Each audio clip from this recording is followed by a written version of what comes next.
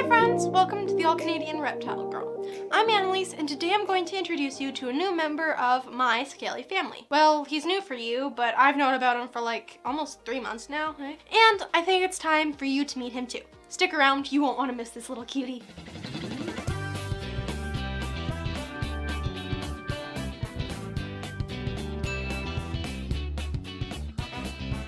Have you ever wanted a snake you prefer to not show off to people? Do you enjoy having an enclosure, artificial, naturalistic, bioactive, whatever, that will look empty 99.964% of the time? If so, then have I got the snake for you. Everyone, say hello to Sherman. Horse hockey. Cow cookies. Buffalo bagels. No, not that Sherman. Well, actually he might be named after that Sherman. But he is this Sherman, my Kenyan sand boa. Isn't he adorable? Look at his little eyes. Sand boas are a species of, well, boas. There are actually a bunch of different boas considered sand boas out there, from 3 different genera. There's the Chirina, I think that's how you say it. The one that's here. If you see a little card come up here, that's it, which includes the rosy boa and rubber boas found in Western North America. Rubber boas, by the way, are officially one of the coolest Canadian snakes. Look, right there is a link to a video that proves it. If it's on the internet, it must be true. Okay? Then there's the Gongolophus, which can be found in and around the Middle East, and these include the rough-scaled or Russell's boa and the Saharan or Muller's sand boa. Then thirdly, there's the Eryx genus, which are considered to be the old world boas, and this includes the javelin sand boa, Indian sand boa, dwarf sand boa, Somali sand boa, Central Asia sand boa, Tartar sand boa, and the Whitaker sand boa. The Egyptian or Kenyan sand boa, like Sherman the Werman here, although some sources do refer to them as Gongolophus too, there's some phylogeny weirdness going on there. But whatever. Finally, in that genus, there is the Arabian sand boa, which has been described as a child's best effort to draw a snake. You know, I was a child recently, and I cannot draw very well. Huh? You can't? I think you're technically still a child. I just find that a little bit hurtful. I find it funny. Anyways, it's like a first draft of a snake.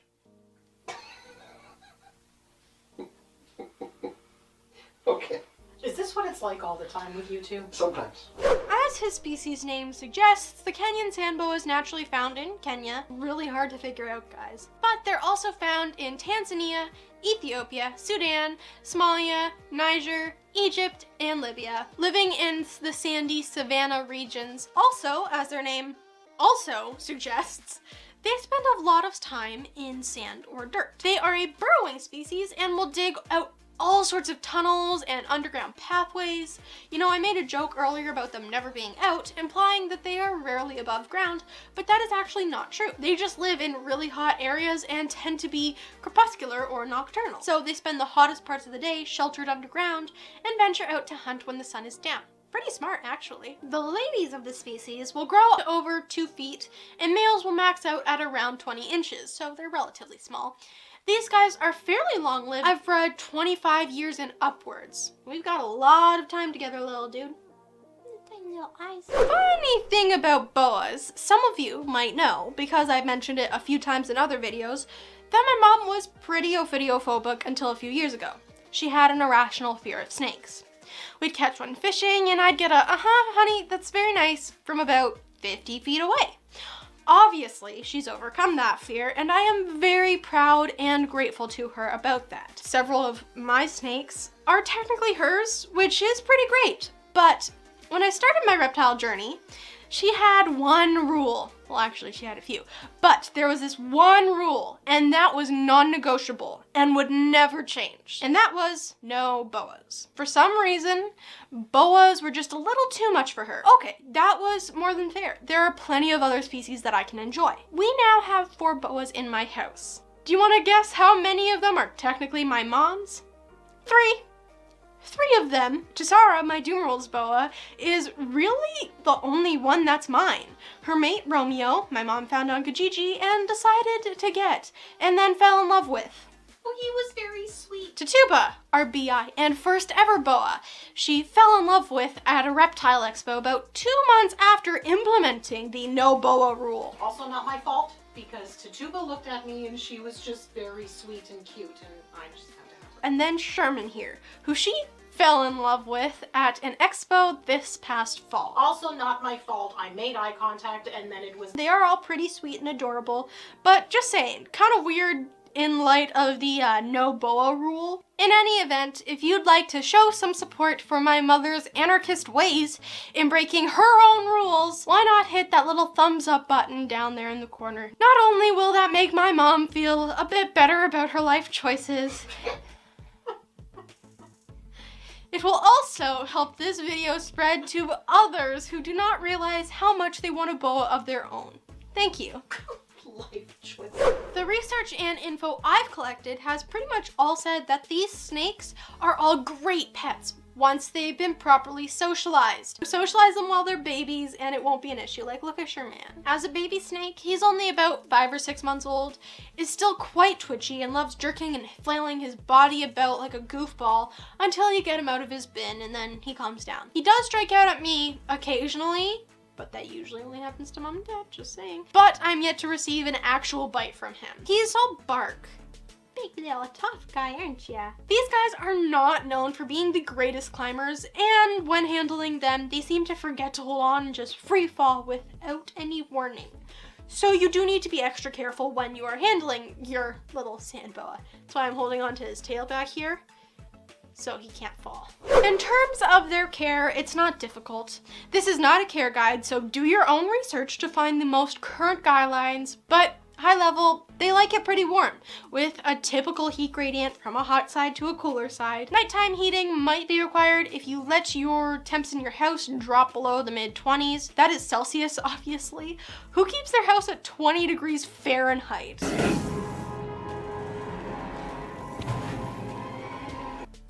Anyways, a day-night cycle is important as they are crepuscular, meaning most active at dawn and dusk, or nocturnal. So a bulb from above is as important as under tank heating. Now, Sherman's been living in a bin in a baby rack, but he's graduating today to his home for the next year or so until he gets his permanent adult apartment. Let me show you what my mom put together for this little adorable little guy.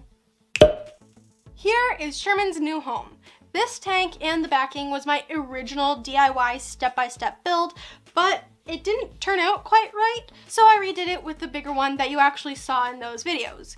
But that's okay because this is perfect for Sherman. Contrary to popular belief, and as their name does suggest, they don't really live in just dry sand in the wild. The parts of the world where they often live in tend to be very arid, so they will seek out semi-humid dirt or sandy soil to hunker down in. It's important that the substrate we use is just dry and loose enough to allow for their natural burrowing and tunneling behavior, but with a little bit of moisture to help his tunnels maintain their tunneliness and structural integrity. Are you gonna put like a Star Trek clip there? Why? Because they're always whining about the structural integrity field and the, you know, when they go to warp and... Such a nerd.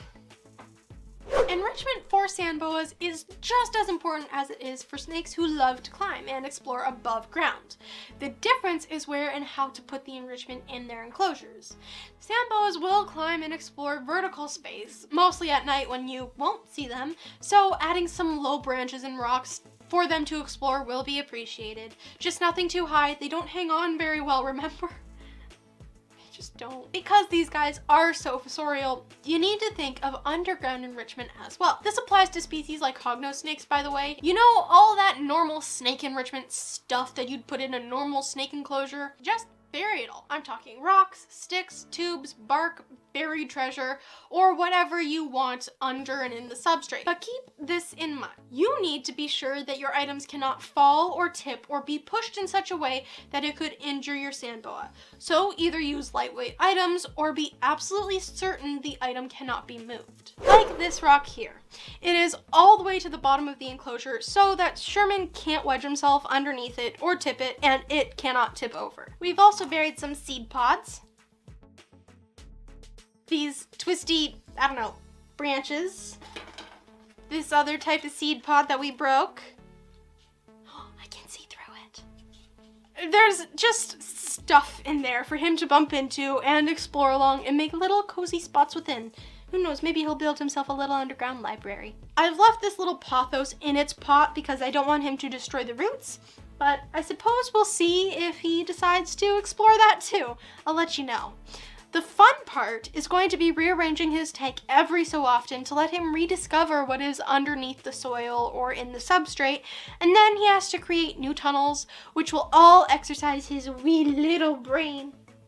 How does it even fit in their heads? So small. All right, let's put him in and see what he does. My guess is that he will immediately dig, and there'll be about a 10-second clip of him before he is lost to the depths forever. Let's see how this goes.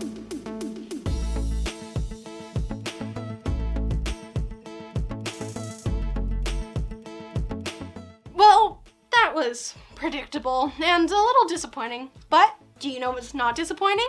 Having people support your dreams, like these fine folks here. I'd like to take a second and thank all of these lovely folks for supporting my channel and all of this through Patreon. These guys have already met Sherman. They knew about this video weeks ago when I actually filmed it. Got to see it earlier this week, and they got to see the extended bloopers from this video today as well, like on the day this goes out. Head on over to patreon.com/All Canadian Reptile Girl to see all of the cool extras you get when you sign up. So I think that'll do it for today. Short snake, short video. I hope you enjoyed meeting the world's cutest box of dirt. Please let me know in the comments below what you think of this sand noodle. Thank you so much for watching, and until next time, remember to nurture all nature. Bye! I got a few earlier life choices she probably regrets too. That's not true. Oscar, No. 4:30 in the morning? No, it's talking about me. That is not true. She adopted you from under your bridge. Brought you home. Clean me up. Okay, can we please move on? Hey, Sherman. Ah. Oh, that was you. I thought a ghost did it.